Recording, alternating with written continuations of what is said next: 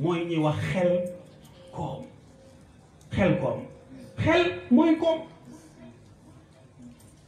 xam nga Abdoulaye Wade moom la daan wax ne kuñ ne économiste nga ñu tëj la 30 minutes ci nekk nga génn te mënoo wax nit ñi fu ñuy teg seen tànk pour am dërëm la fay dee sa diplôme. waaye loolu da ngay gis ne ñoom chaque jour li yàlla def ci ñun ñi parce que baat yi du suñuy baat entrepreneuriat après man ñu wax ñu ko ci olof baat yi du suñuy baat ñi nga xam ne tey ñoo yilif adduna bi muy tubaab yi ñoom ñooy créer baat yooyu te dafay valable des fois ci ñoom te du valable ci ñun parce que ñoom dem nañ ba def ko discipline. lu tax parce que nit ñi dañu bari léegi te comme que dugg nañ ci capitalisme dugg nañ ci libéralisme mënatuñu gérer recherche profit bi demee na nen noo xam ne état yi dem nañu ba sax dërëm amatuñ ko léegi ñoom ñooy topp ci homme d'affaires yi ñoom ñooy topp ci borom alal yi il faut ñu libérer nit ñi. moo tax léegi dañ ko def discipline dañ koy jàng ci université yi ci étude supérieure nga jàng entrepreneuriat pour xam naka ngay mën a créer sa propre entreprise. ñun Afrique biñ ci jotee yàggul ci après année 90 yi la ñuy jot waaye ñoom États-Unis ñoom Europe ñi nga xam ne ñoo ñu ëpp population téeméeri junni yoon ñoom nekk nañ ci yàgg na depuis 1947 ñu ngi koy commencé di intégrer di ko dugal pour nit naka lañ koy accompagner ba mu mën a nekk chefu boppam di créer sax emploi waxuma muy wut emploi dégg nga muy créer emploi waxuñu muy wut emploi. xam nga kawar sax lañu war a wax waaye dégguma wolof moo tax dafay sax tout le temps te soxla nañu koy jindi. am na suñu mbokk yoo xam ne bi ñu ñëwee nekkuñu maçon nekkuñu mécanicien wutuñu métier dañoo def wut seen place bu simple wut ay bant def seen luñ ko clôturer toog fa di xaar sénégalais yi ku ci sa kawar sëq watoo ko nga ñëw ñu watal la ko nga yëkkati xaalis jox leen. entrepreneuriat bi doon kooku lu mu investir ñëw rek jël lan setam wala mu jël tondeusam wat la te kawar dafay sax marché bi du gaaw a dagg kan moo fi ñëw ne sama kawar soxatul wala soxlawu ma watu ak noo mën ci mel soxla nga ko xoolal nit ku mën a xalaat loolu kañ lay jeex. loolu mooy entrepreneuriat mooy doomu aadama lu ko war a jëriñ suñu borom def na ko ci moom ndax namm na loolu dund ndax namm na jëm ci loolu parce que dafa am ay qualité du nooflaay entrepreneuriat du nooflaay xam nga nit ku ñuul ci cosaanam ni yàlla séddalee yàlla dafa jël richesse yëpp jox ko ci continent mu teel a xam nguur civilisation dañ lay wax ne africains yi ñoo ko créé nëtëx boobu nga xam ne ñun fa la ñu cosaanoo suñu maam yi ñàkkuñu woon dara lépp nekk fi le Nil nekk fi richesse boobu opulence boobu yeneen continent yi ñoom di dund situation yoo xam ne il faut ñu dem rëbbi ji pour mën a dund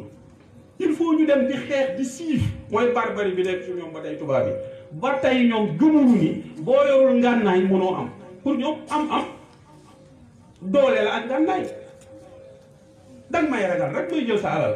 bu ñu toogee négociation wala waaw wax ji bari na jàppal ci nangam wala bu ma utiliser dara ba mu neex ma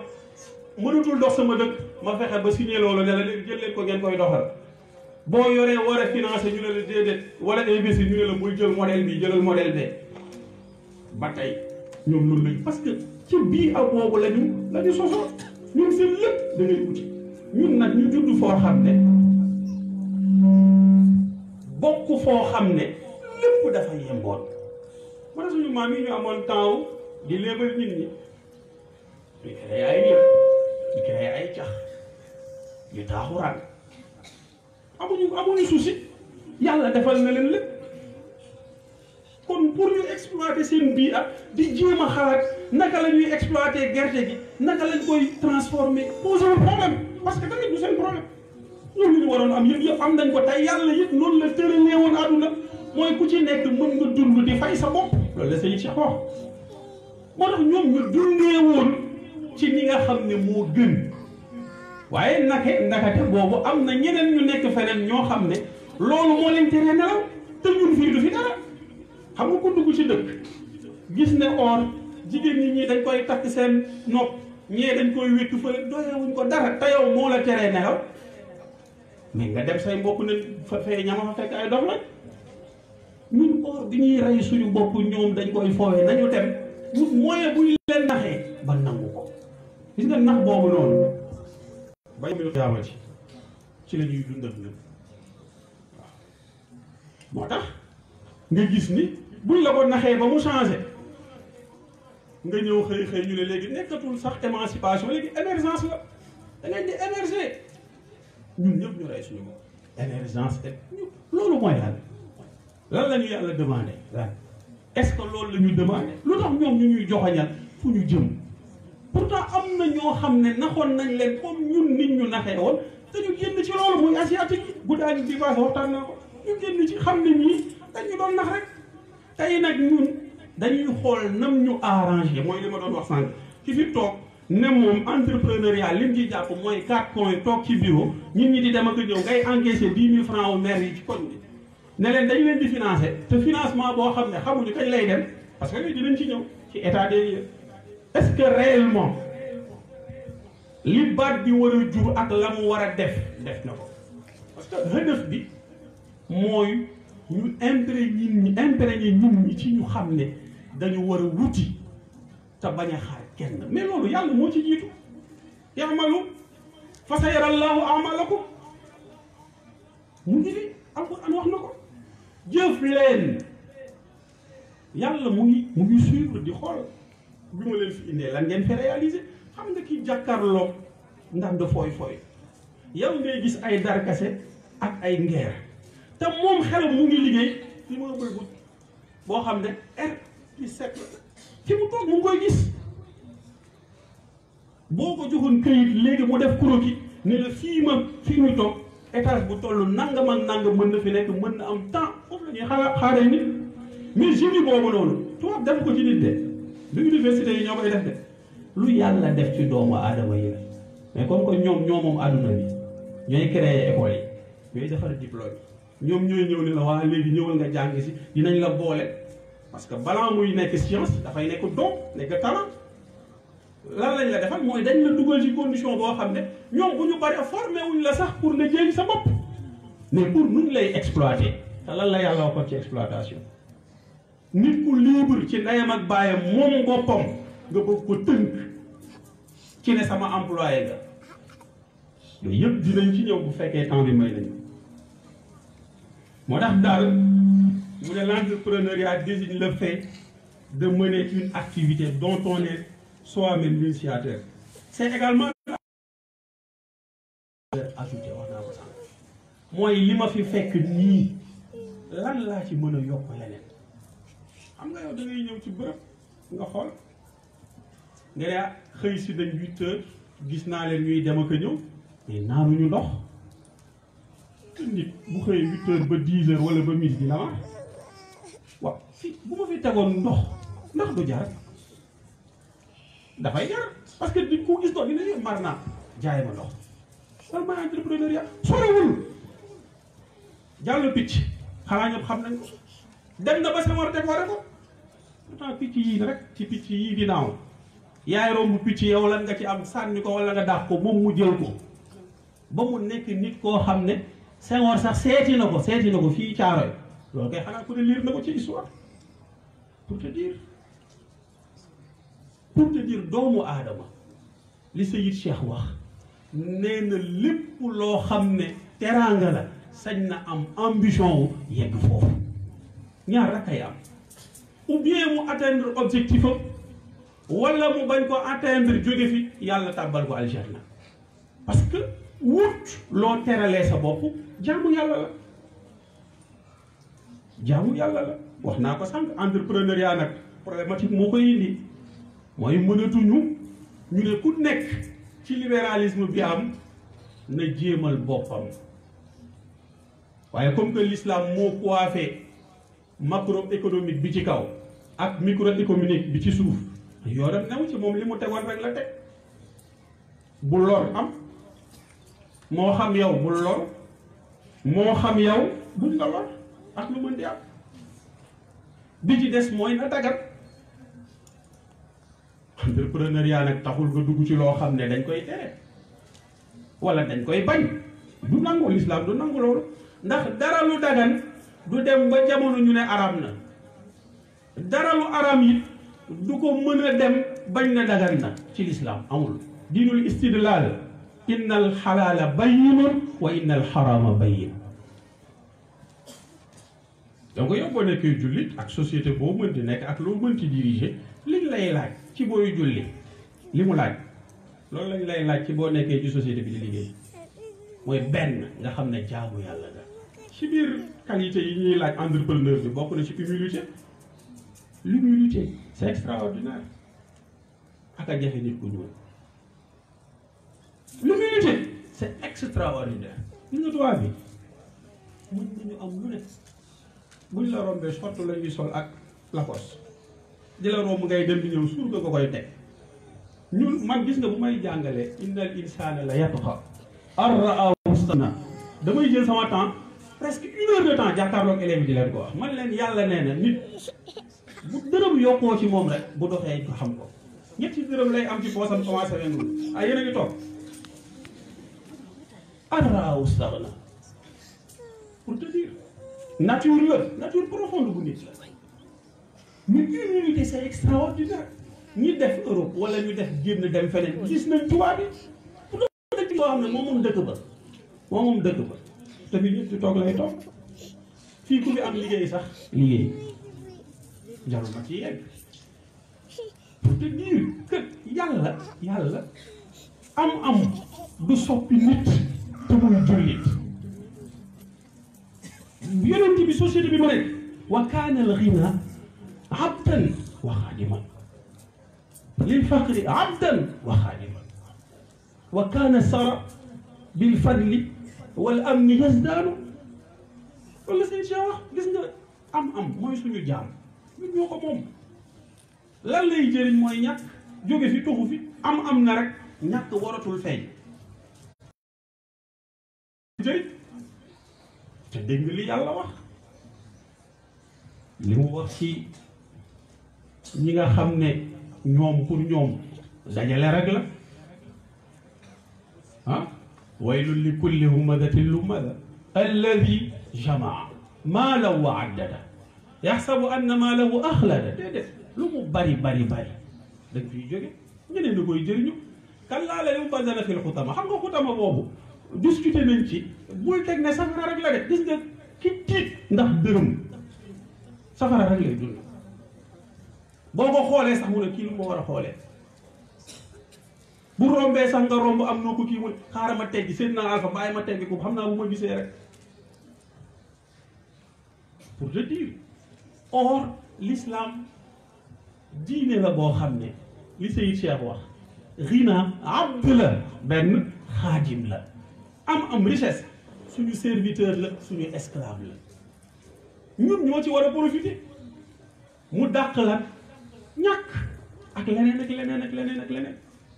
te gis nga moom nag bés bi ñu bëri ci moom laa koy jëlee comme exemple moom weekend bi je pense bien que noonu la inna darahima rizqu man xalaqa dara inna xarfu tawkid wa nasb inna darahima sànq loolu laa doon discuter ak benn professeur ma ne ko lu tax Seyid Cheikh jël darahim ne rizqu man xalaqa dara darahim la wax de inna darahima rizqu xam nga moom bi muy mujjee waxtaan fii wax na ne benn divinité moo fi des muy xaalis mais foofu déglul texte bi li mu wax wa rizqu rabbika xayrun mimma yajmauna moom mu ne inna darahima man loolu damay toog di ko xalaat rizqu man xalaqa dara kon dërëm yi billet de banque yi kenn mënu cee mucc tey mooy tax ñu xam ndax am nga wala amatoo xoolatuñu ndax ñaata nag nga am ñaata suuf nga am pourtant loolu alal la waaye tey billet yeeg ya ca des ñoo koy wane waaye lan la ci teg kenn du ko joxe yàlla koy joxe dërëm yàlla moo koy joxe du entreprise du société du koo yaakaar déedéet yow defal li nga war a def li ci def yàlla moo koy barkeel moo tax mu wax ni bokk na ci entrepreneuriat le fait ñu exploiter li fi ne pour répondre à une demande xam nga amoon na moment boo xam ne offre moo fi nekkoon mooy imposé demande ñëw léegi nag demande moo fi am ñu doog a wuti offre adduna boobu la ñuy dund waaye amoon na moment boo xam ne damay am dara rek lii de la am ñu jëlal ma ko léegi nag il faut ñun ñi wax ne lii la ñu bëgg ku ko mën xam nga da ngay dégg ay appel d'offre ak leneen mooy ñun ñi tey ñooy xool seeni bëgg-bëgg ci nangam bi ku leen ko mënal yow nga jël sa responsabilité ne mënal naa leen ko nekk ci loolu moo fi nekk léegi nag lu mu ci mën ci doon boo koy aborder am na lu l'islam gisee ne noonu lañ koy aborder gis nga l'islam dafa sévère ci wàllu koom lim ci gën a bañ te wax na ko yamhaqu llahu riba amu ci tolérance yàlla nee na capitaux yi lu mu bari seen banque yi lu ñu am doole bu ngeen ko dajalee te riba nekk ci dinaa fexe ba mu doon safara ma delloo leen ko xoolal adduna bi lu ko taal alal rek a ko taal comme ci mënti doon ak moyen boo mënti am ak puissance boo mënti doon yow doo toog doo taxaw parce que mu ngi am benn concurrence bu effrénée ci recherche de profit même ñi ñuy wax puissance lañ amuñu jàmm lu tax suñu doomu nday France mënuñoo may jàmm gàcce lay bañ bu ñu bàyyee ci ginnaaw la jëm lu ñu gaaw a bàyyi de bu ñuy bàyyi ay naataawam di ko reetaan moo tax mu ñuy nax rek di seet nu muy jaar ci ñun bu ñu xawee naan lii mu ne waaye bàyyi ma changé yére bi solal beneen yére waaw ci la bokk mënuñu ko bañ a tudd parce que entrepreneuriat la ñuy wax ci société la ñuy dund ñoom ñoo régir loi yi ñooy régir norme yi politique yi nga xam ne financement bi war na ko am ñoom ñoo koy régir am lu ñu nangook lu ñu nangu te ñun kenn du jëlaat suñu xalaat dëgg la wala du dëgg buñ koy tëral dañuy toog rek parce que ñoom ñoo fi nekk ne nii lay demee xooluñu ndax yow lii sa xalaat man mi dëkk Tamba est-ce que man lii dinaa ko mën déedéet te l'islam est-ce que loolu la wax Yonent bi sallallahu alayhi wa sallam est-ce que loolu la wax bu ñuy acté contrat wala booy teg loi est-ce que noonu la an tahkumu bil adl yow yaay arbitre bi bu ku nekk góorgóorloo nga sant ko nga ne tey da ngaa libéré nit ñi libéralisme la terewul booy arbitré nga jaar yoon mais bul ne ñii man samay nit lañ marché bi ñoo koy gañ ñee nag duñ sama nit dama leen di dawloo rek saa yu ñu ne mën leen waaw financement bu amee ngeen ñëw wala bu ñu tëralee dara nga xam ne ñii duñu say nit nga wut ay pexe ba loolu jóge ci seen loxo loolu arbitre moo ko mën ndax moo xam norme yi mooy xam fan la lay jaar waaye ba tey ci niveau bi ñuy waxee mooy daal wutal sa bopp jéemal sa bopp farata la bu yàgg boo xam ne yàlla daf ko mooñaale doomu aadama te yonent bi sallallahu alayhi wa sallam dafi fekkoon ñaari diine benn bi yahudiya la ñu xaw a am benn extrémité bu ñu dundee ci wàllu wut alal wax nañ ne sax l'usure ñoom ñoo ko créé wax nañ muy riba intérêt ñoom ñoo ko créé ak époque bi ñu ñëw ki ñëw lan mu sonnee ci ñoom du woon rek wàllu wut alal donte le sax nangu na ko waaye da koo xaw a dellool ginnaaw ndax situation bi mu doon dund muy Isa ibnu Maryam moo tax njabootam ci wàllu spiritualité la gën a sonn ci ñoom ka wàllu wut dërëm moo tax nga gis rabbin yi ñuy sol sœurs yi ñuy sol dugg ci nit ñi lu ñu am ci charité lañ koy def alal sonalu leen waaye yonent bi sallallahu alayhi wa sallam bi mu ñëwee rek yàlla ne ko yow diine bi nga am al wasatiyya ci lay dox fa awwalu man qad jaa bi diini wa duna rafiqayni maanaam tey léegi nag wàllu aduna ak wàllu àllaaxira ay seex lañ wala ay xarit lañ jullit bi du fi nekk rek ne man jullit la waaw yàlla moom baax na yàllaay karim wala déedéet wa abayta diina du'fi la mustakbira diine këll bonaat déedéet jullit laa rek man dama war a toog waaw xoggaliku bu ñu di combat la vie perpétuel combat la jullit bi dafa am tous les droits et tous les devoirs pour dem wut lu muy sàmmee teraangam xam nga Cheikh El Hadj Omar al Fouti radiyallahu taala anhu boo ko daan laaj wérde daf lay laaj ndax am nga métier boo ne ko amul métier mu ne lan ngay doy wérde bi boo ñëwee ci moom du mu fekk la ngay waaraate mu ne la luy sa métier nga ne ko aw ma métier mu ne la kuy waaraate te amul métier waaraate wàcc na la boo amul métier ki nga mën a aar sa diine boo amul métier sa diine ngay lekk la aklu duf fi xayrun li akli diin loolu la maam Maodo wax dem ñu lay tëggal ngay fecc bu ñu paree ñu jox la moo gën ngay dundee diine moo tax métier kenn mënu ko ñàkk wut loo def pour teral sa bopp kenn mënu ko ñàkk bu mënoon ñàkk moom yonent bi sallallahu alayhi wa sallam du am métier du nekk entrepreneur te ku ne xam na capitaux yëpp xëy na moo xool mu nekkoon tamit entrepreneur boo xam ne ci flairu affaire wala mën def affaire yàlla mayoon na ko ci moo tax nga gis góor gu tedd gi du ma dugg ci thème boobu suba maxari moo ciy ñëw bi mu demee ba dugg ci industrie gis nga après li mu def nee na man commerçant la ndax maam Maodo commerçant la Abdou Hamid Kane commerçant la kon moom rek laa mën a nekk daf leen ko mujjee bàyyi parce que la muy jur a tax xam nga technologie li muy jur moo tax industrie li muy jur moo tax pour rek am chauffage wala pour rek am téléphone booy woote nga fekk dëkk jàmbur dàq nit ñi tasaare leen yàq fa ay dundal def fa lu leen pour samp fa benn usine boo xam ne lu muy génnee tooke la muy xëpp ci kaw nit ñi àq boobu te yàlla lan la waxoon lu mën ci am bu ñu laal andas bu ñu laal jaww ji nañ ko sàmmal ak lu ñuy mën ci wut ci teraanga bu ñu laal yooyu parce que lan la ñuy calculer mooy du ñu raka fi ne te buñ fi jógee am na ñeneen ñu war a ñëw donn liñ fiy bàyyi buñ leen ko yàqalee ñooñu bu ñu ñëwee fu ñu jëm ñu yàq adduna bi niñ ko yàqee ba pare retourné ne pollution yow boo sànnee plastique ñu ne plastique bi du dem yow ñoom li déchets toxiques yi ñu def ci géej gi def ko feneen ak feneen adduna bi ñoom ñoo ko yàq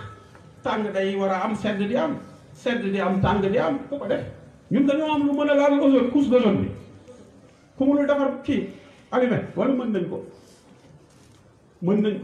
ku mënul defar allumet mënul yàq jaww ji loo fi gis muy produire ay déchets toxiques di lor nit ñi wala léegi façon feebar bu ne nit ñi dañ ko yàq ñu ngi koy jëlee rek yi waaye industrie yi ci la bokk de da ngay dem ci géej gi di sangu xamoo lan lañ fay tuur da ngay dem feneen ak feneen li ngay naan xamoo nan lañ koy toppatooyee xamoo ko te yow imposé nañ la nga fay naan te yonent bi sax yi mu waxoon ne kenn waru ko jaay ci la bokk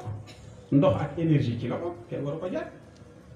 parce que loolu mooy diine loolu mooy l'islam ñu wax ni moom lu mu mën ci doon nga koy def bu usure d'accord nga bañ a lor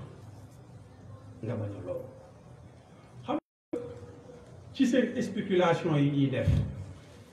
dañ lay indil projet boo xam ne yow projet fantôme la du mës a juddu nga nekk ci ñu dugal la ci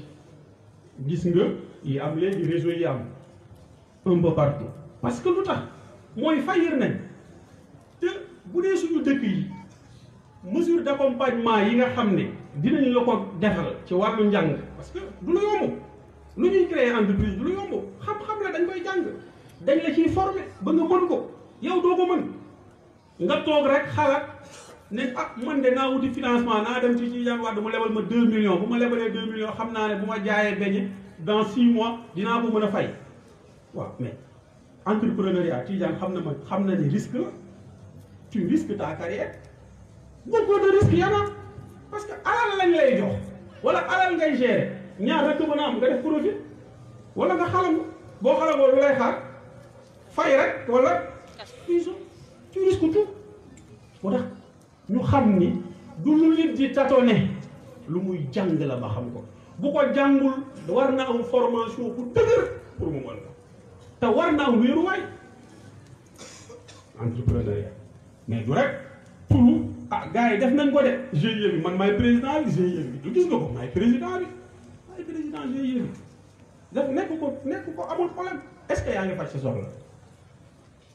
tolloo rek a intéressé yàlla boo waree lekk nga lekk boo waree naan nga naan bul lekk président GIE bi te nga mën a faj sa soxla doy na yàlla mais da ngay gis ni si li ma waxoon sànq rek ñun li Seydou Cheikh waxoon ne c'est Dieu qui crée les hommes mais c'est l'Occident qui crée les personnages yi moo ñuy intéressé maay ambassadeur bi maay député bi maay nangam après tout ça yow lan moo nekk ci yow lan nga mën a produire lan nga mën def quelque chose de concret da ngay gis ku nekk ministre wala mu nekk député ci koñam ba xëy ñu rob ko nit ñi xamuñ yëpp mosul yëpp nekkam député ban njëriñ la leen am loolu lan la loolu bañ a nekk député te nekk kii bale ci koñ bi di setal ko ko tane mais loolu tubaab moo la ci dugal tardel la xoolal ñu jël la sa cercle scolaire nga dem def primaire jàngoo métier ndax yaa ngi ci école vacances ngay am temps sax dem ubbi alxuraan wala yi ñu téye la ci nga pare ñu jël la yóbbu la nga dem jàngi ji yaa ngi collège léegi moyen ba tey jàngoo métier say morom ñoom ñoo jotoon jàngu métier bu doon kuy tailleur ma ngay ñaw bu doon menuisier ba ma ngay daaj bu dee keneen ak keneen noonu ñu ngi sax xalaat di am projet ni ñuy sosee kër nga jóge fa ñu la non demal lycée moyen général léegi enseignement bi day gën a yokk lan lañ lay jàngaluñ la loo xam ne boo paree da ngay mën a liggéey de Victor Hugo lañ lay jàngal am na njëriñ ci benn côté mais xoolal li ngay gagné ak li nga perte nattu ko pour te dire que ci départ bi la ñu créé lu ñu tax yow day yàgg rek waaye seen ginnaaw ngay dellu lenn moo fiy des boo paree nga ne da ngay dem fat te gis nga léegi mënatuñu jël te ñoom xam nañ ne du dem ñi leen di dicté xam nañ ne lii du dem mais l'islam li mu tëral moo gën a yomb muy lii ku ci nekk am na lu yàlla def ci yow muy nelaw am na loo mën tëbul xeeb boo ca nekk tuuti rek yàlla ubbi la waaye na fekk nga nekk ca pas di jaay ceeb bokk la sax lan la commencé boo ko sàmmee ji lan la commencé table di jaayatu nee na bi mu jaayee ci table bi def na ci ay at munul fexe ba am dara nee na mu xëy gis usine dugg ci ñu koy du ko fay mu ñëwaat nekkaat ci table yi ca la nekk ba xëy dajale loo xam ne mu ne man daal damay essayer jaayi ceeb ko paa bi ku ne xam na ko ne dem na fi fii ay temps bi Sénégal ceeb bi il faut que discuter ak moom prix bi nan la wala nangam te ci loolu la tàmbalee yow amal diplôme yëpp boo duggee ci oto bi da ngay paas na fekk nga am paas pour te dire maanaam li ñu dëgg mooy système yi ñu yilif duñ ñu former pour ñu réussir dans la vie dañuy former pour ñuy dépendre ci ñoom ilaa yawmil qiyaamati léegi nag lii solution la entrepreneuriat bi solution la na ku nekk ñafe pour fay boppam